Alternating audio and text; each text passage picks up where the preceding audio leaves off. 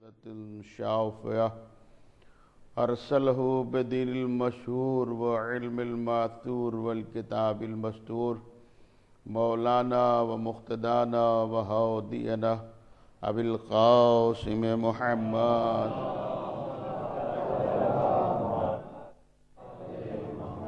أما فقد امام رضا علیہ الصلاۃ والسلام لا الہ الا اللہ حسنی فمن دخل حسنی فامن من عذابی صلوات بھیجے محمد وآلہ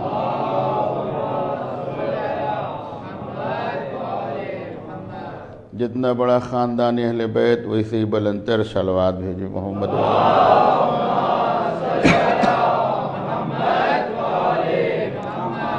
معزز سامعین کرام، بزرگان ملت، عزاداران سرکار سید الشہداء علیہ السلام،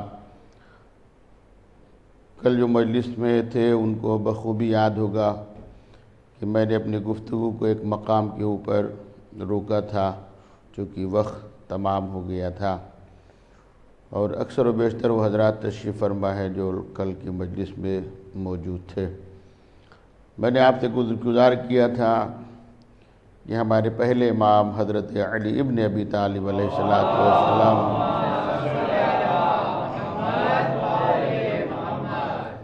ان کا قول تھا، اسی کے اوپر ہماری گفتگو ہو رہی تھی۔ انہوں نے ارشاد فرمایا تھا کہ باپ کا حق بیٹے کے اوپر ہے اور بیٹے کا حق باپ کے اوپر ہے۔ باپ کا حق یہ بنتا ہے کہ وہ اپنے بچوں کا اچھا نام رکھے اور اس کو ادب سکھائے، وَيُعَلِّمُ التَّعْلِيمُ القرآن، اور اسے قرآن کی تعلیم دے۔ یہ باپ کا حق بنتا ہے بیٹے کے لیے کہ اسے وہ قرآن کی تعلیم بھی دلوائے۔ سب چیز کی باتیں ہو گئی تھی، ایک جملہ جو آخر کا تھا وہ رہ گیا تھا، وہ بات کر کے آج جو حدیث آپ کی خدمت پیش کی، چونکہ آپ کے علم میں ہے کہ ہم جس موضوع کے اوپر بحث کر رہے ہیں وہ ہماری بحث ہو رہی فضیلت معصوم بزبان معصوم۔ ایک صلوات عنایت فرمائے مل جل کے محمد۔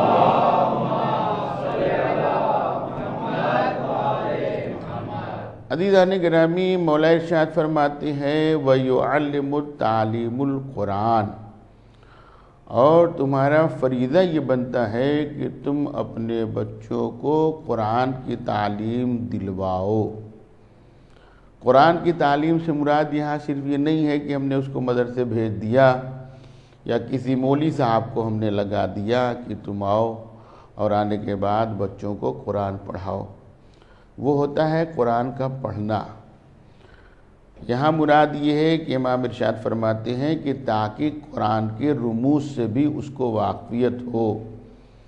صرف قرآن پڑھ لینا یہ کمال کی بات نہیں ہے، بلکہ قرآن کے رموز سے بھی اس کو واقفیت ہونی چاہیے کہ اگر موسیٰ کا تذکرہ ہوا ہے تو ساتھ میں فرعون کا تذکرہ کیوں ہے؟ اگر ابراہیم کا تذکرہ کیا گیا ہے تو نمرود کا تذکرہ کیوں ہے؟ اگر آدم کا تذکرہ کیا گیا ہے تو شیطان کا تذکرہ کیوں ہے؟ یہ جو ہیں ہمارے تذکرے ہوں، یا یوسف کا تذکرہ کیا گیا ہے تو بھائیوں کا تذکرہ کیوں ہے؟ تاکہ انسان سمجھے کہ یوسف کتنے اچھے تھے، بھائی کتنے اچھے تھے۔ تو یہ سب اہل بیت علیہ السلام نے ہمیں بتایا۔ قرآن ہم پڑھتے ہیں، بالکل ثواب ہے پڑھنا۔ میں نے کسی مجلس میں عرض کیا تھا کہ دیکھنا، سننا، پڑھنا سب ثواب ہے، لیکن یہ جو تذکرے کیے گئے ہیں ائمہ کے اور ساتھ ساتھ میں نبیوں کے تذکرے کیے گئے ہیں، خود اللہ قرآن میں کہتا ہے کہ ہم نے نبیوں کے قصے بیان کیے ہیں کہ تاکہ تم ان قصوں کے ذریعے سے عبرت حاصل کرو۔ یہ قرآن ہی کی آیت ہے، میں اپنی طرف نہیں عرض کر رہا ہوں، تھوڑا تھوڑا بولتے آئیے گا تاکہ بات واضح ہوتی چلی جائے۔ عرض کرنے کا مقصد ہے ہم نے انبیاء کے قصے تمہیں بتائے ہیں تاکہ تم ان قصوں کے ذریعے سے عبرت حاصل کرو، لیکن ہمیں یہ دیکھنا ہے کہ ہم نے قرآن کے قصوں سے کون سی عبرت حاصل کی، کیا چیز ہم نے قرآن کے قصوں کے ذریعے سے پایا۔ اور اللہ بار بار قرآن کے اندر کہتا ہے کہ ہم نے قرآن کے قصے انبیاء کے جو بیان کیے ہیں تاکہ تم اس کے ذریعے سے عبرت حاصل کرو۔ اب ایک جملہ آپ کی خدمت میں عرض کرنے جا رہے ہیں ناچیز، اس کی وجہ یہ ہے کہ حقیقتاً اگر آپ ملاحظہ فرمائیں تو پورا قرآن مجید محمد و آل محمد کی حسین اداؤں کا مجموعہ ہے۔ پورا قرآن اگر آپ ملاحظہ فرمائیں تو اہل بیت علیہ السلام کی حسین اداؤں کا مجموعہ ہے۔ یہ ادا کرتے رہے، قرآن بنتا رہا، اور حقیقتاً اگر یہ نہ ہوتے تو ہمیں قرآن کا پتہ بھی نہ چلتا۔ اس لیے قرآن کو بتانے کا حق انہی کو حاصل ہے، اس لیے کہ یہ بتائیں گے کون سی آیت کس سبب سے نازل ہوئی ہے، کون سی آیت رز میں آئی ہے، کون سی آیت بز میں آئی ہے، اس کا مقصد کیا ہے، کون سی دن کی ہے، کون سی رات کی ہے، کون سی مکی ہے، کون سی مدنی ہے۔ اب ہمیں اس سے بحث بھی نہیں کرنا کہ صاحب قرآن کس نے جمع کیا اور کیسے کہاں تک پہنچا، وہ ایک الگ مسئلہ ہے، لیکن ہم اتنا جانتے ہیں کہ ان کی ہر ادا میں قرآن بنتا رہا ہے۔ انہوں نے جو جو فعل کیا قرآن بنتا رہا۔ انہوں نے کھانا کھلایا، آیت نازل ہو گئی۔ یہ چادر کے نیچے آ گئے، آیت نازل ہو گئی۔ محبت سے کسی کو بلا لیا، آیت نازل ہو گئی۔ کسی سے کہا تشریف لے جائیے تو آیت نازل ہو گئی۔ تو یہ جو عمل کرتے رہے قرآن بنتا رہا۔ یہ جنگ کے اندر گئے تو آیت نازل ہوئی۔ اسی لیے ہم ہر آدمی کو اپنا امام بھی تصور نہیں کرتے ہیں، ہم اسے امام مانتے ہیں جس کے زبان سے نکلے ہوئے لفظ جب آسمان سے پلٹے تو قرآن مجید کی آیت بن جائے۔ ایک صلوات بھیجے محمد و آل محمد کے اوپر۔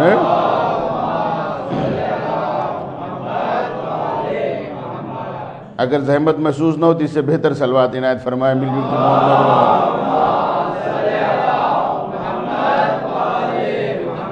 اور حقیقت میں جو ہم یہ مجلسیں کرتے ہیں اس کا تعلق کسی کو ایذا دینا نہیں ہے، نہ کسی کے اوپر تبصرہ کرنا۔ ہمارے خود اہل بیت علیہ السلام کے فضائل اتنے ہیں کہ اگر صرف بسم اللہ کی بے کی تفسیر لکھی جائے، پوری رات گزر جائے مکمل نہ ہو اور چلے جائے اہل بیت تو بہت دور کی بات ہے، لیکن ہم اتنا ضرور جانتے ہیں کہ انہوں نے بتایا ہے کہ جانو، اور ظاہر سی بات ہے جب جانیں گے تبھی تو ہماری علم کا فائدہ ہوگا، جب ہم جانیں گے نہیں تو ہماری علم میں اضافہ کہاں سے ہوگا۔ اور حقیقت میں جو ہم یہ عزاداری کرتے ہیں، عزاداری کا ایک مفہوم ہے، میں روک رہا ہوں جہاں میں نے چھوڑا ہے وہیں آؤں گا، اس کا بھی ایک مفہوم ہے۔ عزاداری کے اندر کسی ایک فرقے والے شریک نہیں ہوتے ہیں، حقیقت میں عزاداری ایک تعزیت کا نام ہے۔ توجہ فرمائیے کہ میں کیا عرض کر رہا ہوں۔ عزاداری ایک تعزیت کا نام ہے، اور تعزیت میں کوئی ایک فرقہ شریک نہیں ہوتا ہے۔ جس کو بطور انسانیت محبت ہوتی ہے، میں کیا عرض کر رہا ہوں، جس کو بطور انسانیت محبت ہوتی ہے۔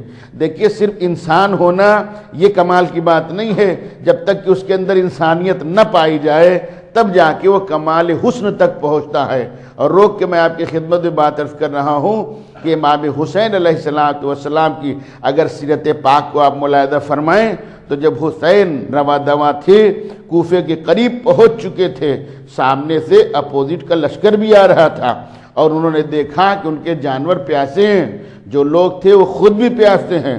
حسین نے روکا ہے، روکنے کے بعد پوچھا کہ ہم لوگ بہت پیاسے ہیں، تو امام کے پاس جتنا پانی تھا امام نے سب کو سیراب کرایا۔ اس کے اندر ایک شخص تھا جس کا نام طہا لکھا ہوا ہے، وہ خود یہ کہتا ہے کہ مجھے اتنی تیز پیاس لگی تھی کہ جب مشک کا دہانہ کھولا گیا اور میرے سامنے پانی رکھا جا رہا تھا تو وہ مشک ہل جاتی تھی، تو حسین خود اٹھے اور اٹھنے کے بعد انہوں نے مجھے پانی پلایا۔ ایک صلوات بھیجے محمد و آل محمد۔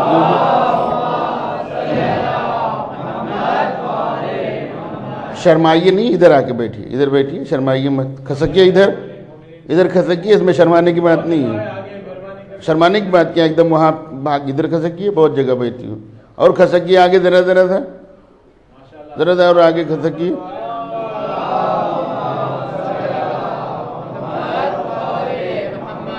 یہ سب باتیں بچوں کو بتائی جاتی، بچوں کے ابا کو نہیں بتائی جاتی۔ ایک صلوات بھیجیں محمد و آل محمد۔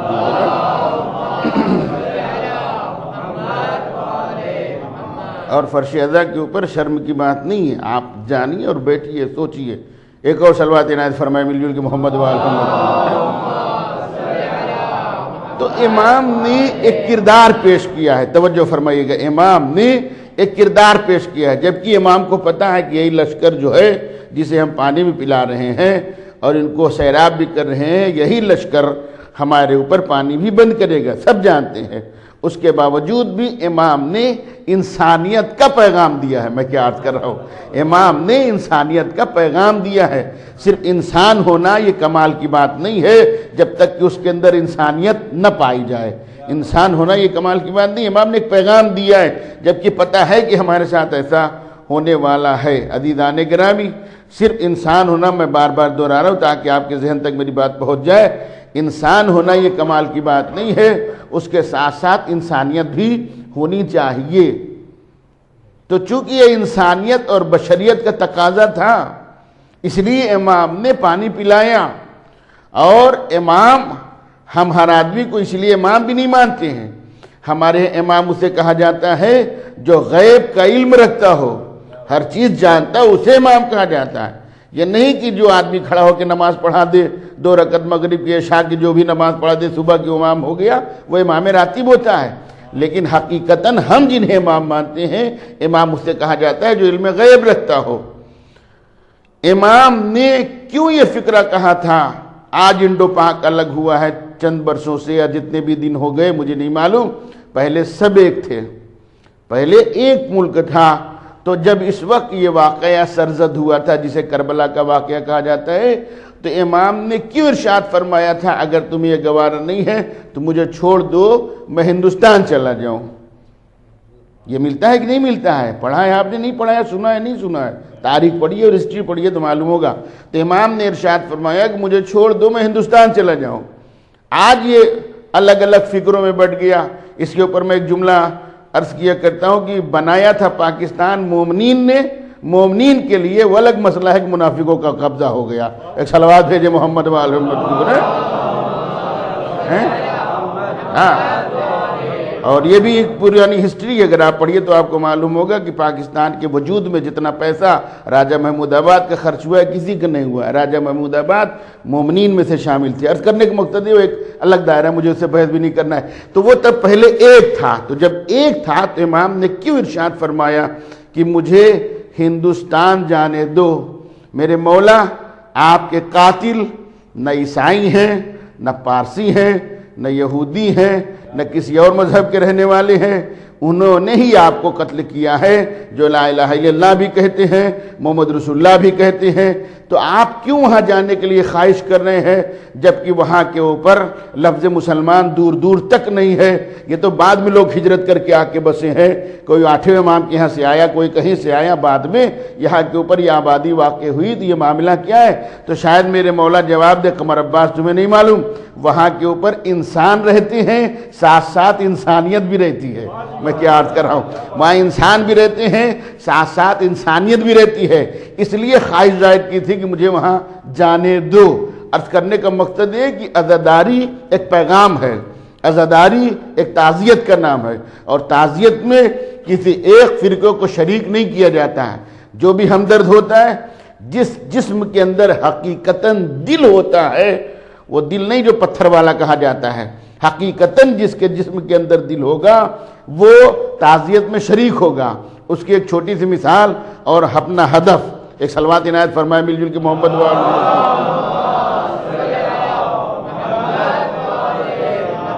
مثال کے طور پر میں لکھنؤ کے اندر رہتا ہوں، حضرت گنج کے اندر بہت سے فلیٹ بنے ہوئے ہیں۔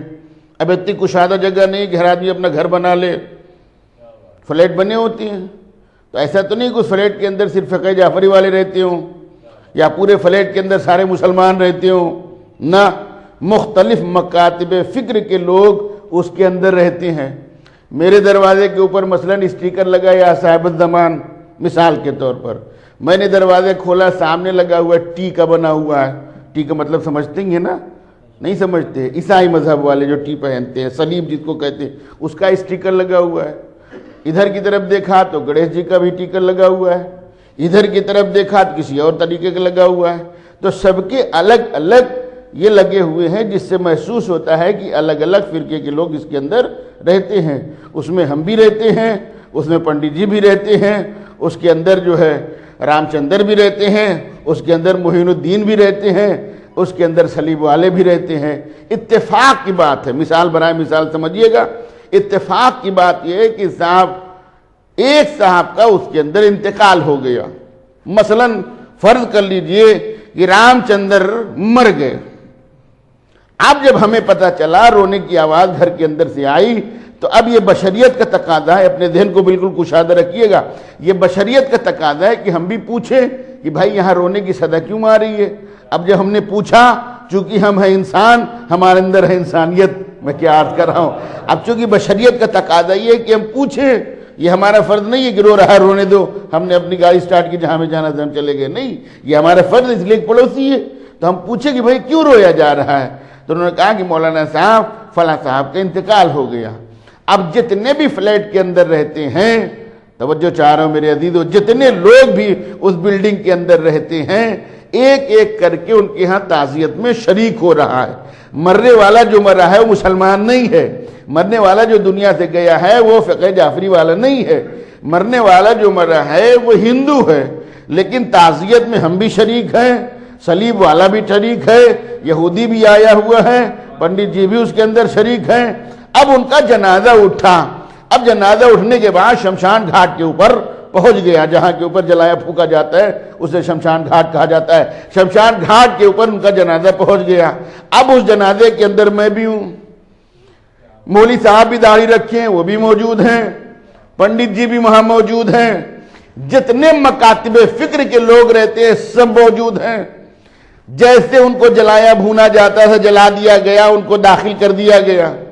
اب جب وہاں سے واپس آئے تو ہم نے کہیں تاریخ کے اندر نہیں پڑھا کہ کسی مسلمان کو مولوی صاحب نے بلا کے کہا ہو کہ تم پھر سے نہاؤ، نہانے کے بعد غسل کرو، لا الہ الا اللہ کہو، محمد رسول اللہ کہو، اس لیے کہ تم ہندو کے جنازے میں شریک ہو گئے تھے تو تمہارا دین باطل ہو گیا، یا صلیب والے کے پادری نے بلایا ہو اپنے ہاں اور بلانے کے بعد کہو پھر سے نہائیے، پھر سے غسل کیجئے، پھر ہم آپ کو اپنے دین کے اوپر لے آتے ہیں، اپنے مذہب کے اوپر لے آتے ہیں۔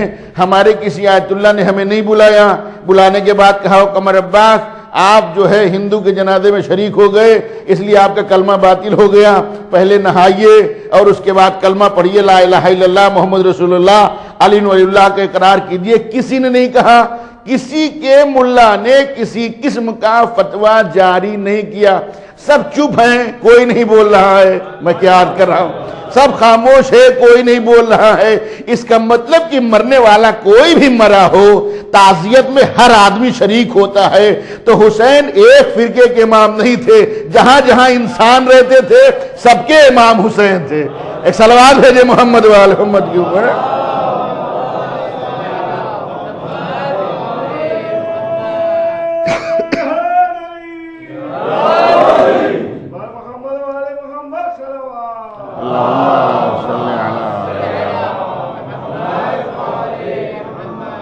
آپ حضرات ادھر آ کے بیٹھ جائیں، ادھر جگہ ہے، ادھر کھسک ہے، ادھر آ کے بیٹھ جائیں، تھوڑا ادھر آپ لوگ آ جائیں، ادھر جگہ۔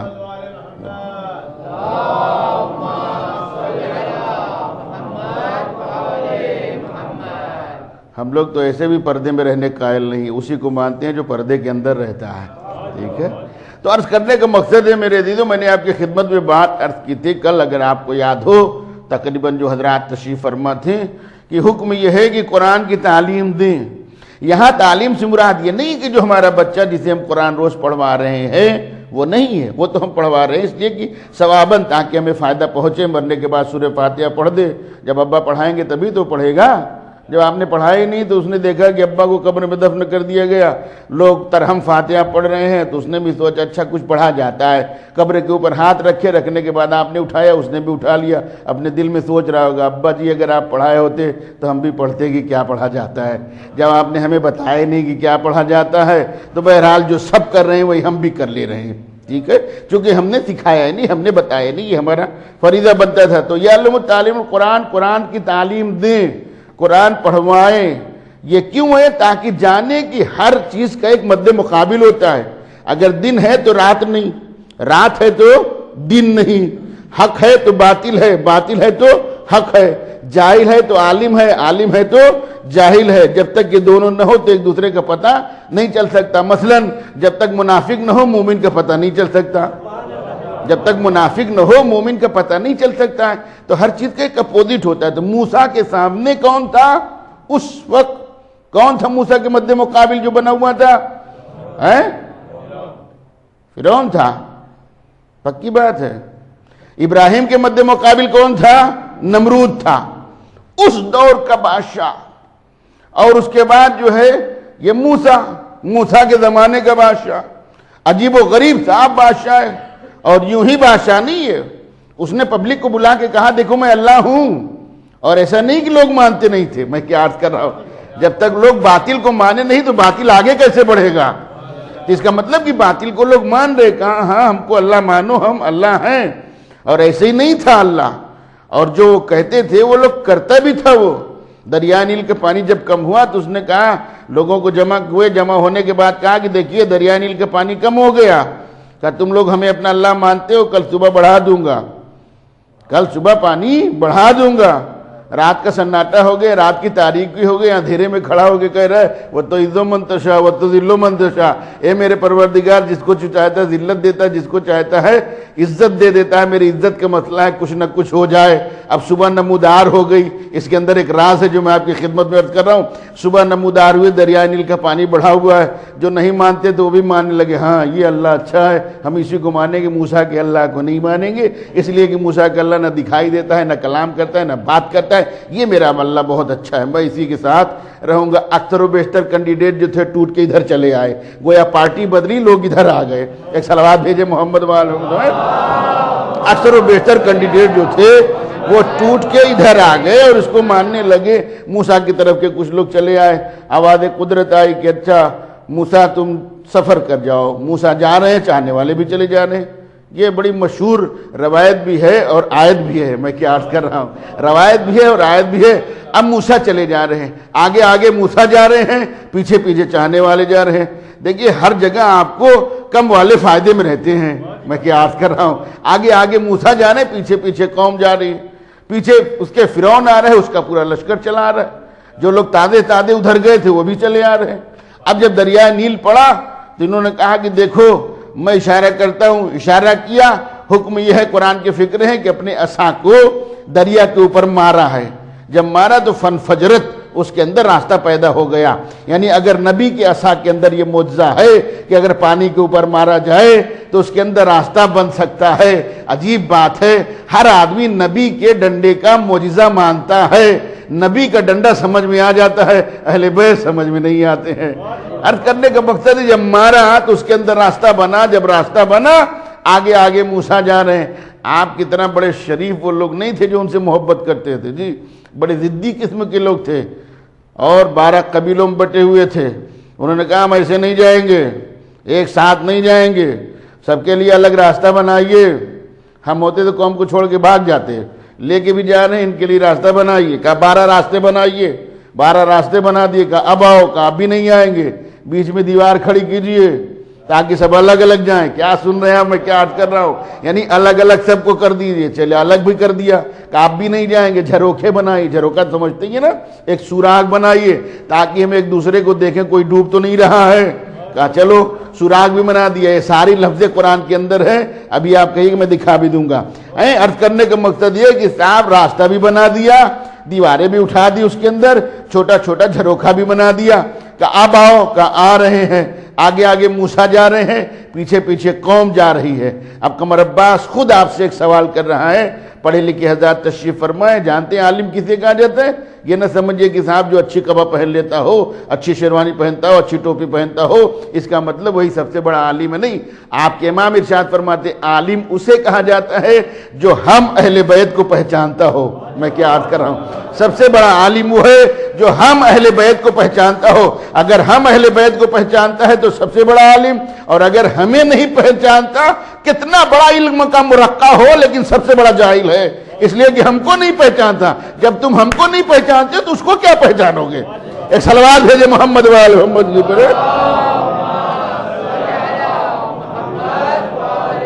مولا ارشاد فرماتے ہیں اپنے بچوں کو قرآن کی تعلیم دو. تعلیم کا مطلب یہی ہے. آگے آگے چلے